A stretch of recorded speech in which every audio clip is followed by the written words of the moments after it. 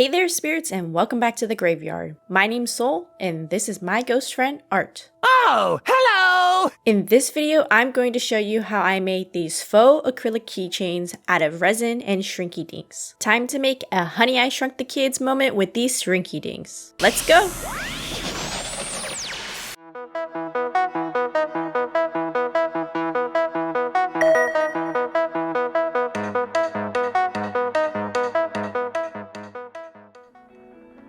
This is the first time I've ever made keychains like this, so I'm not an expert in it. And no, we didn't get new animals. This is actually a commission I'm doing for somebody else. And with all that in place, here's the materials that you'll need.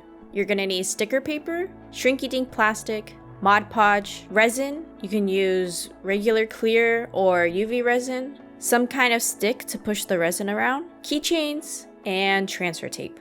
The tools and machines you're going to need is an iPad or some way of drawing. You can draw on paper and then transfer it and scan it into the computer. A computer to work in Photoshop and the Cricut software. A printer, a Cricut, a heat gun, a torch, or a lighter to pop the bubbles in the resin. Scissors, an oven, and a respirator mask to protect yourself when using the resin.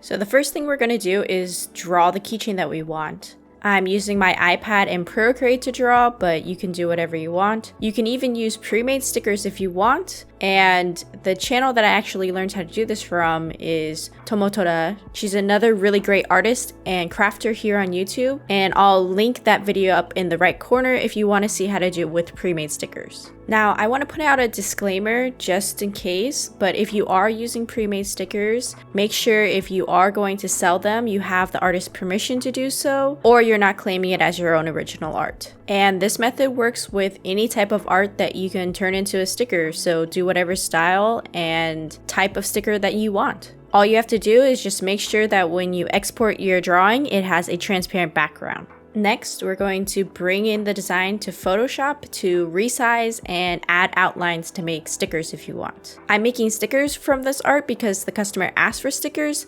but if you want to make them all into keychains, then just follow the first step that I'm going to show you. So the first thing you need to know is Cricut's print then cut feature only allows a size of 6.75 inches by 9.25 inches. So you can't use a full sheet of paper if you want the most precise cuts. So what I did was make a Photoshop file in that size and then fit all of my stickers and designs on it. You're going to size down your artwork to what you want the physical size to be before you add an outline. And you're only going to add an outline to the stickers. You're not going to want to do this with the keychains because we don't want a white border around it when we add it to the Shrink Dink and put resin over it. I'm also adding the stickers to the keychain file because it's a great way for me to save on paper and ink. Once you have your designs laid out on your paper, we're going to save that as a PNG with a transparent background and move it over to the Cricut app. You're going to upload that PNG into the Cricut and use the print then cut feature. Next, to the makerspace, you're going to add a square, turn off the lock in the resize option, and resize it to the 6.75 inches by 9.25 inches size to match the Photoshop file. Then you're going to add your PNG file and fit it within that square. After that, delete the square and you're going to be left with the right size stickers that you want. Next, you're going to hit make, and then the Cricut is going to ask you to print the stickers. When you're printing the stickers, make sure you use the bleed feature and use the custom print settings when it comes up. The stickers will have a white border around them, so the bleed won't show up because it's white and that's the part that's going to be bleeding.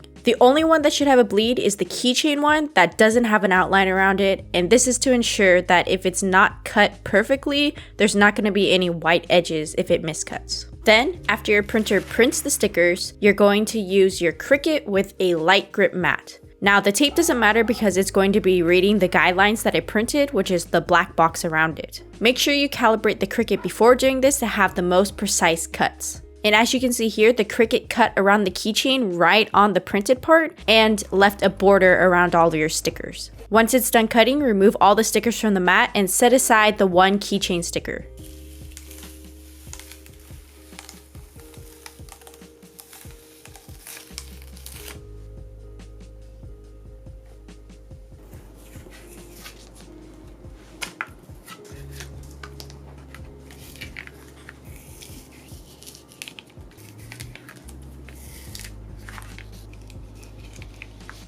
Then I put the stickers in a plastic baggie to get ready for shipping.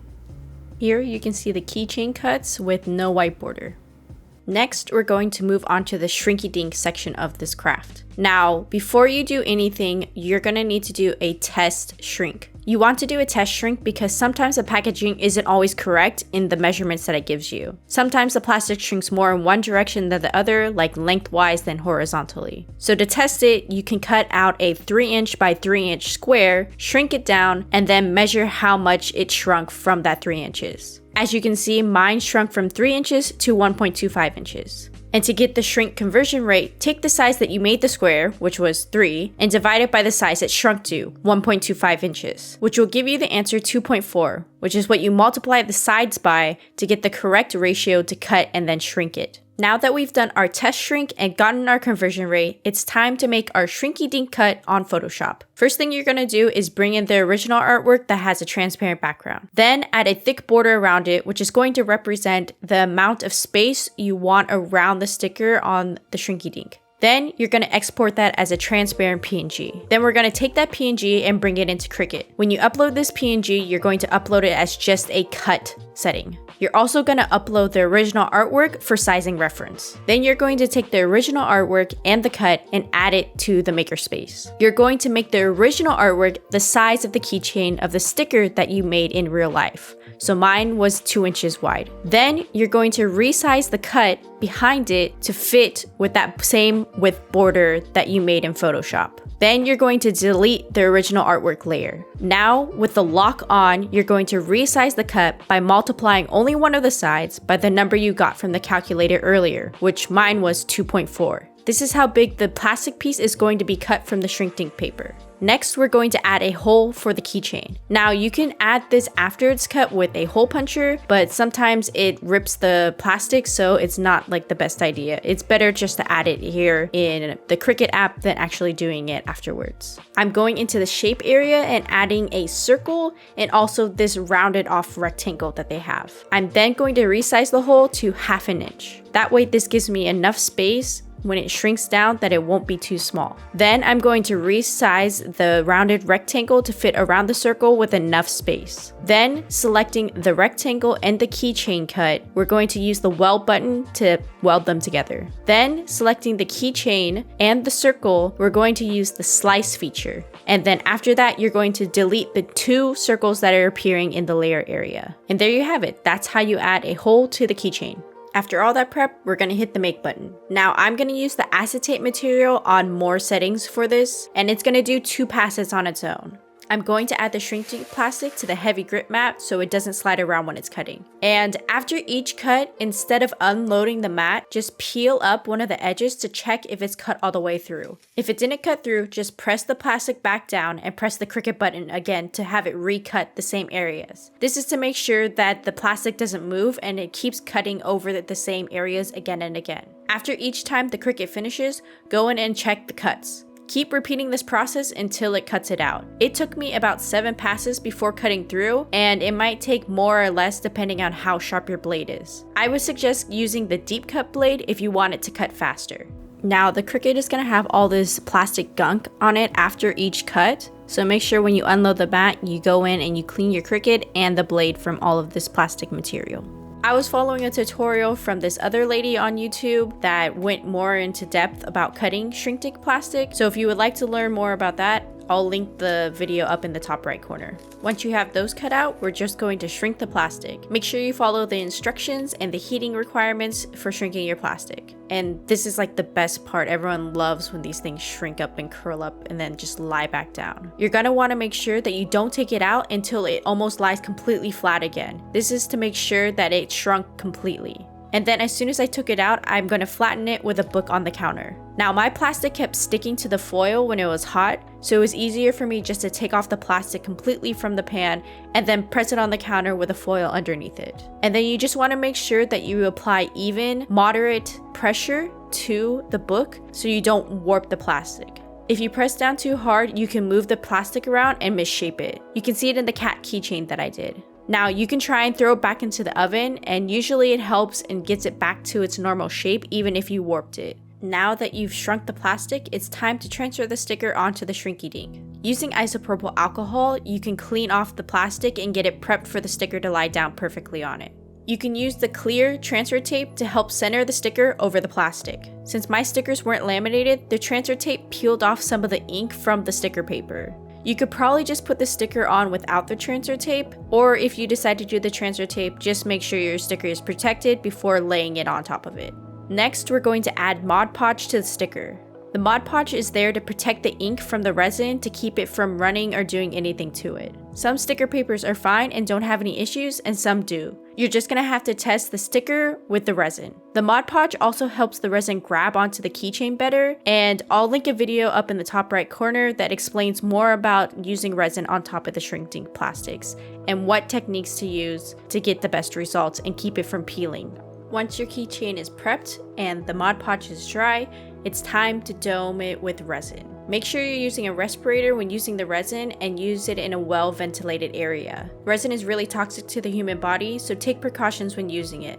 Use gloves if you're going to touch near the resin and wash with alcohol to clean it. And use a silicone mat to make cleaning easy afterwards. Now, I'm not going to be using any gloves because I tape my keychain down to the mat to keep it from moving, and my hands won't be anywhere near the resin. Once you have all the safety precautions up, it's time to add the resin. Mine comes in this little squeeze bottle, and it's easy for me to apply it around the edges, but not too close to make it fall over. Then, using some kind of stick, push the resin all the way up to the edges without pushing it over. You want to make sure the resin goes all the way up to all of the edges. It's important to make sure it goes to the edges before curing it because it's hard to blend out resin lines.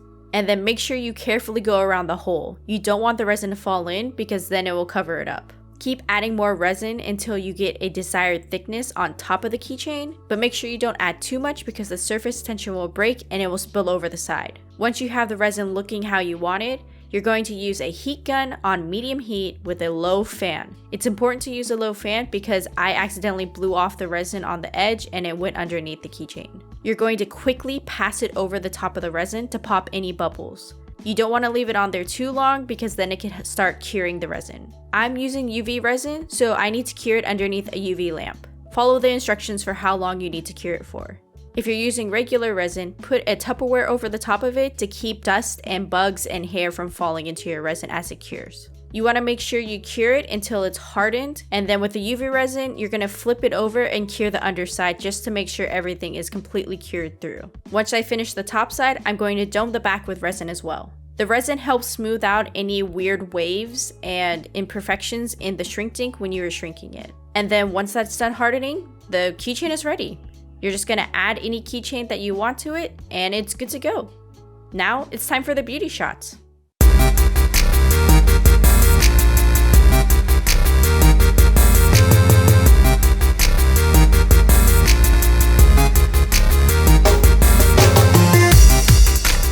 I'm really happy. Oh, wait, sorry, let me take this mask off.